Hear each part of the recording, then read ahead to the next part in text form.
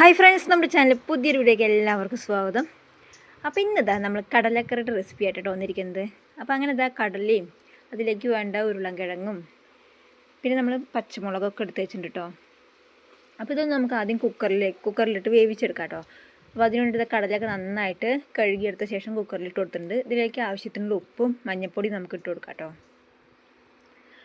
പിന്നെ നമ്മൾ ഇതിലേക്ക് ഇടാൻ പോകുന്നത് ഉരുളൻകിഴങ്ങ്. അപ്പോൾ അതും ഇതിൻ്റെ കൂടെ ഇട്ടിട്ട് വേവിച്ചെടുക്കുകയാണ് ചെയ്യുന്നത്. അതിനുശേഷം നമുക്കിതിന് ആവശ്യത്തിനുള്ള വെള്ളം ഒഴിച്ചിട്ട് നന്നായിട്ടൊന്ന് ഒരു 5-6 വിസിലടിച്ചെടുക്കാം കേട്ടോ. അപ്പോൾ നന്നായിട്ട് വേവിച്ചെടുക്കുക, ഇത് ഉടച്ചെടുക്കാൻ വേണ്ടിയിട്ടാണ് കേട്ടോ. അങ്ങനെ എന്താ ഉരുളൻകിഴങ്ങ് ഇട്ട് കൊടുത്ത് ആവശ്യത്തിന് വെള്ളമൊക്കെ ഒഴിച്ച് കൊടുത്തിട്ട് പച്ചമുളക് ഇട്ട് കൊടുത്തിട്ട് നമുക്കൊന്ന് അടച്ച് വെച്ച് വേവിക്കാം കേട്ടോ. അടച്ച് വയ്ക്കല്ല, വിസിലടിച്ചെടുക്കാം കേട്ടോ.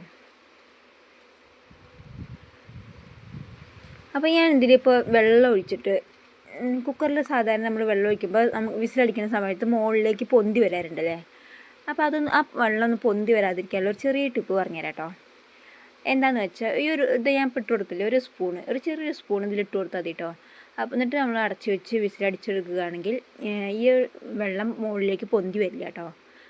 അപ്പോൾ അങ്ങനെ നിങ്ങൾ ചെയ്ത് നോക്കാം കേട്ടോ. ചെയ്ത് നോക്കിയിട്ട് നിങ്ങൾക്ക് അങ്ങനെ അങ്ങനെ വെള്ളം വരുന്നില്ല എന്നുണ്ടെങ്കിൽ ഒരു അഭിപ്രായം ഉണ്ടെങ്കിൽ കമൻറ്റ് ബോക്സിലോട്ട് അറിയിക്കാം കേട്ടോ. ഇപ്പോൾ വേണ്ടത് വിസിൽ വന്ന ശേഷം മുകളിലേക്ക് വെള്ളം വന്നിട്ടില്ല കേട്ടോ. ഇപ്പോൾ ചിലവരൊക്കെ കുക്കറിൽ ചോറ് വയ്ക്കുന്നുണ്ടാവും. അപ്പോൾ നമ്മൾ ചോറ് വയ്ക്കുമ്പോൾ കുറച്ചധികം വെള്ളം വയ്ക്കില്ലേ.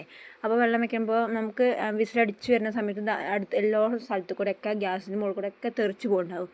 അപ്പോൾ അങ്ങനെ തെറിച്ച് വീഴാതിരിക്കാൻ വേണ്ടിയിട്ടാണ് ഈ ഒരു ചെറിയൊരു സ്പൂൺ ഇട്ട് കൊടുത്താൽ മതി കേട്ടോ. അപ്പോൾ അങ്ങനെയാണെങ്കിൽ നമുക്ക് ആ വെള്ളം വരുന്നത് തടയാൻ സാധിക്കും കേട്ടോ. അപ്പോൾ നമ്മൾ ഇട്ട് കൊടുത്ത സ്പൂൺ അതിൽ തന്നെ ഉണ്ട് കേട്ടോ. അത് ഇനി നമുക്ക് മാറ്റി വയ്ക്കാം കേട്ടോ. അപ്പോൾ നമ്മൾ കടലയും ഉരുളൻകിഴങ്ങ് നന്നായിട്ട് വെന്ത് വന്നിട്ടുണ്ട് കേട്ടോ. ഇതൊന്ന് ചൂടാറിയ ശേഷം നന്നായിട്ടൊന്ന് ഉടച്ചെടുക്കാം കേട്ടോ. അപ്പോഴത്തേക്കും നമുക്ക് ഇതിലേക്ക് വേണ്ട മസാലയ്ക്ക് വേണ്ട സവാളയും തക്കാളിയും വെളുത്തുള്ളി ഇഞ്ചിയൊക്കെ ഒന്ന് നന്നാക്കി എടുക്കാം കേട്ടോ. അപ്പോൾ ഇതിലേക്ക് വേണ്ടി 2 സവാളയും പിന്നെ ഇഞ്ചിയും ഒരു തക്കാളിയൊക്കെ എടുക്കണത്. അങ്ങനെ ഇതാ വെളുത്തുള്ളി നമ്മളിത് ചതച്ച് വെച്ചിട്ടുണ്ട്, സവാള അരിഞ്ഞ് വെച്ചിട്ടുണ്ട്, അതുപോലെ ഇഞ്ചി കഷ്ണങ്ങളാക്കി വെച്ചിട്ടുണ്ട് കേട്ടോ.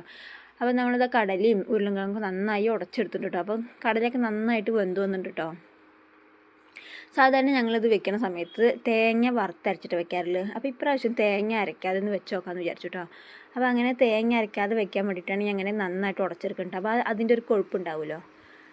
അപ്പോൾ അതിന് വേണ്ടിയിട്ടാണ് ഇത് ഉടച്ചെടുത്തിട്ടോ. അങ്ങനെ തന്നെ നമ്മൾ സവാളയൊക്കെ നന്നായിട്ട് വഴറ്റിയെടുക്കാൻ വേണ്ടിയിട്ട് ചട്ടി അടുപ്പത്ത് വെച്ചിട്ടുണ്ട്. അതിലേക്ക് എണ്ണ ഒഴിച്ച് കൊടുത്ത ശേഷം സവാള ഇട്ട് കൊടുത്തിട്ടുണ്ട് കേട്ടോ. അപ്പോൾ സവാളയിൽ ഇതാ ഉപ്പ് ഇട്ട് കൊടുത്തിട്ടുണ്ട്, മഞ്ഞൾപ്പൊടി ഇട്ട് കൊടുത്തിട്ടുണ്ട് കേട്ടോ. അത് നമുക്ക് നന്നായിട്ടൊന്ന് വഴറ്റിയെടുക്കാം കേട്ടോ. അപ്പോൾ നമ്മൾ കടലയിലും ഉരുളൻകിഴങ്ങിലും ഉപ്പിട്ട് കൊടുത്തിട്ടുണ്ടായിരുന്നു. അപ്പോൾ ഈ മസാലയ്ക്ക് വേണ്ട ഉപ്പാണ് ഇതിലിട്ട് കൊടുത്തിട്ടോ.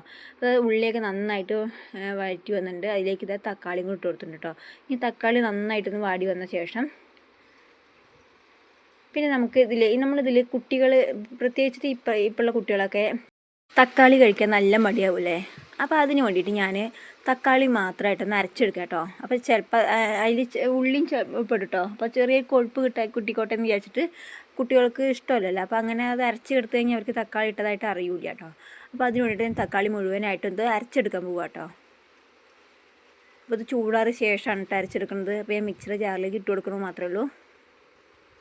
പിന്നെ ഇതിൻ്റെ കൂടെ തന്നെ അരച്ചെടുക്കാൻ പോകുന്നത് മല്ലിപ്പൊടി, പിന്നെ നമ്മൾ നേരത്തെ ഇഞ്ചി കഷ്ണങ്ങളാക്കി വെച്ചിരുന്നു അതും ഇട്ട് കൊടുക്കുന്നുണ്ട് കേട്ടോ. അതും പിന്നെ കുറച്ച് ചിക്കൻ മസാലയുടെ ഫ്ലേവർ കിട്ടാൻ വേണ്ടിയിട്ട് അതും കൂടി ഇട്ട് കൊടുക്കുന്നുണ്ട്. അപ്പോൾ അത് ഇതെല്ലാം കൂടി ഇട്ടിട്ട് നമ്മൾ ഒന്നിച്ചിട്ടൊന്ന് അരച്ചെടുക്കുകയാണ് ചെയ്യുന്നത്.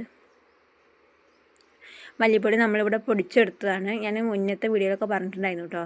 മല്ലിയും മുളകും കുരുമുളകും അതുപോലെ തന്നെ കറിവേപ്പിൻ്റെയൊക്കെ കൂട്ടിയിട്ട് നന്നായിട്ട് വറുത്തെടുത്ത് പൊടിച്ചെടുത്താൽ കേട്ടോ. അടിപൊളി മണമാണ് കേട്ടോ ഇതിൻ്റെ. അങ്ങനെ അതായത് ഒരു 3 ടേബിൾ സ്പൂൺ ഇട്ട് കൊടുത്തിട്ടുണ്ട്. പിന്നെ കുറച്ച് ചിക്കൻ മസാല ഇട്ട് കൊടുത്ത് നന്നായിട്ടൊന്ന് നമ്മളിത് വെള്ളമൊന്നും കൂട്ടണില്ല കേട്ടോ. ആ തക്കാളി അരച്ചെടുക്കുമ്പോഴുള്ള വെള്ളം ഉണ്ടാവും. അങ്ങനെ നല്ല പേസ്റ്റ് രൂപത്തിൽ അരച്ചെടുത്തിട്ടുണ്ട് കേട്ടോ. ആ അരച്ചെടുത്ത് നമ്മളിതാ വഴറ്റി വെച്ചിരിക്കുന്ന സവാളയിലേക്ക് ഇട്ട് കൊടുക്കാം കേട്ടോ. അപ്പോൾ നമുക്കിതിൽ എത്രയാണോ വെള്ളം വേണ്ടത് അത്രയും വെള്ളം ഒഴിച്ചു കൊടുക്കാം കേട്ടോ. അങ്ങനെ നന്നായിട്ടിത് മിക്സ് ചെയ്ത് കൊടുത്തിട്ട് ശേഷം നമുക്കിത് മസാല ഒന്ന് ഇതായി കിട്ടുന്നു വേണ്ട കേട്ടോ, മൂത്ത് കിട്ടുന്നു വേണ്ട. എന്താ വെച്ചാൽ നമ്മളെ മസാലയൊക്കെ നമ്മൾ വഴറ്റിയെടുത്ത ശേഷമാണല്ലോ അരച്ചെടുത്തത്. അതുകൊണ്ട് മൂത്ത് കിട്ടേണ്ട ആവശ്യമൊന്നുമില്ല. അങ്ങനെ തന്നെ നമ്മൾ ആവശ്യത്തിന് വെള്ളം ഒഴിച്ചു കൊടുത്തിട്ടുണ്ട് കേട്ടോ. വെള്ളം ഒഴിച്ചു കൊടുത്ത ശേഷം നന്നായി തിളച്ച് വന്നിട്ടുണ്ട്. അതിലേക്ക് നമ്മൾ നേരത്തെ കടലയും ഉരുളൻകിഴങ്ങൊക്കെ വേവിച്ച് വെച്ചിരിക്കുന്നതോ അതിലിട്ട് കൊടുത്ത് നന്നായിട്ട് ഇളക്കി കൊടുക്കാം കേട്ടോ. അപ്പോൾ ഈ സമയത്ത് നമുക്ക് എത്രയും വെള്ളം വേണ്ടിച്ചാൽ കൊഴുപ്പിനനുസരിച്ചിട്ട് വെള്ളം ഒഴിച്ചു കൊടുക്കാം കേട്ടോ. നന്നായിട്ട് മിക്സ് ചെയ്തിട്ട് ഇതൊന്ന് തിളപ്പിച്ചെടുക്കാം കേട്ടോ. അപ്പോൾ നമ്മൾ കടലക്കറി ഏകദേശം റെഡി ആയിട്ട് വരുന്നുണ്ട് കേട്ടോ. നല്ല ടേസ്റ്റ് കേട്ടോ. ചപ്പാത്തിയുടെ കൂടെ കഴിക്കാൻ അടിപൊളി ഒരു കറിയാണ് കേട്ടത്. ഇതിലേക്ക് നമ്മളിങ്ങനെ ഇട്ട് കൊടുക്കാൻ പോകുന്നത് നമ്മൾ നേരത്തെ ചതച്ച് വെച്ചിരിക്കുന്ന വെളുത്തുള്ളിയും പിന്നെ മല്ലിത്തല കേട്ടോ. അപ്പോൾ നമ്മളിവിടെ ഉണ്ടായ ആഫ്രിക്കൻ മല്ലിയില ഉണ്ടല്ലോ, അതാണ് കേട്ടോ. അതും കൂടി ഇട്ട് കൊടുക്കാം കേട്ടോ അതിലേക്ക്. ഞാനിത് എപ്പോഴും ലാസ്റ്റായിട്ട് ഇട്ട് കൊടുക്കുന്നത്. ആ വെളുത്തുള്ളിയുടെ ഫ്ലേവർ നിൽക്കാൻ വേണ്ടിയിട്ടാണ് കേട്ടോ. ലാസ്റ്റ് നമുക്ക് ആ ഇങ്ങനെ ഇട്ട് കൊടുക്കുന്ന സമയത്ത് ഫ്ലേവർ കിട്ടും കേട്ടോ വെളുത്തുള്ളി. അപ്പോൾ അതിന് വേണ്ടിയിട്ടാണ് ലാസ്റ്റ് ഇട്ട് കൊടുക്കുന്നത്. അങ്ങനെ അത് ഇട്ട് കൊടുത്ത ശേഷം ഒന്ന് തിളപ്പിച്ച ശേഷം നമുക്ക് കറി വാങ്ങി വെക്കാം കേട്ടോ. അപ്പോൾ ഇത് കറി ഇന്ന് ഇഡ്ഡലിയുടെ കൂടെയാണ് കേട്ടോ നമ്മൾ ഈ കറി കൂട്ടാൻ പോണത്. ദോശയുടെ കൂടി ഇഡ്ഡലിയുടെ കൂടി ചപ്പാത്തിയുടെ കൂടെ ഒക്കെ കഴിക്കാൻ പറ്റിയ കറിയാണ് കേട്ടോ. അടിപൊളി കറിയാണ്. അപ്പോൾ തേങ്ങ അരയ്ക്കാതെ തന്നെ നമുക്കിത് അത്യാവശ്യം കൊഴുപ്പുണ്ട് കേട്ടോ കറി. അപ്പോൾ അങ്ങനെ നമ്മൾ ഇഡ്ഡലി മാവൊക്കെ നന്നായിട്ട് പൊന്തി വന്നിട്ടുണ്ട് കേട്ടോ. അപ്പോൾ അതിലേക്ക് ഇത് ഉപ്പിട്ട ശേഷം നന്നായിട്ട് മിക്സ് ചെയ്തിട്ട് നമുക്കിത് ഇഡ്ഡലി ഉണ്ടാക്കിയെടുക്കാം കേട്ടോ. അപ്പോൾ അത് നന്നായിട്ട് മിക്സ് ചെയ്തെടുക്കുകയാണ്. അങ്ങനെ അത് ഇഡ്ഡലി തട്ടിലൊക്കെ ഒഴിച്ചു കൊടുത്തിട്ട് അടുപ്പത്ത് വെച്ച് കൊടുത്തിട്ടുണ്ട്. അപ്പോൾ അത് അടച്ചു വെച്ചിട്ട് നമുക്ക് നമ്മളെ കറി അപ്പുറത്ത് ഇങ്ങനെ തിളച്ചുകൊണ്ടിരിക്കുന്നുണ്ട് കേട്ടോ. അപ്പോൾ ഇഡ്ഡലിയൊക്കെ റെഡിയായി വന്നിട്ടുണ്ട്. അതിലേക്ക് ഇതാ കറി ഒഴിച്ചിട്ട് നമുക്കൊന്ന് കഴിക്കാം കേട്ടോ. അടിപൊളി ടേസ്റ്റ് ഇടാം. ഒഴിക്കുമ്പോൾ തന്നെ അറിയാതെ ചെറിയ കൊഴുപ്പൊക്കെ ഉണ്ട് കേട്ടോ. അപ്പോൾ ഇങ്ങനെ ആരെയും വെക്കാത്തുണ്ടെങ്കിൽ ഒന്ന് വെച്ച് നോക്കാം കേട്ടോ. അപ്പോൾ ഇന്നത്തെ വീഡിയോ ഇത്രയേ ഉള്ളൂ. ബൈ.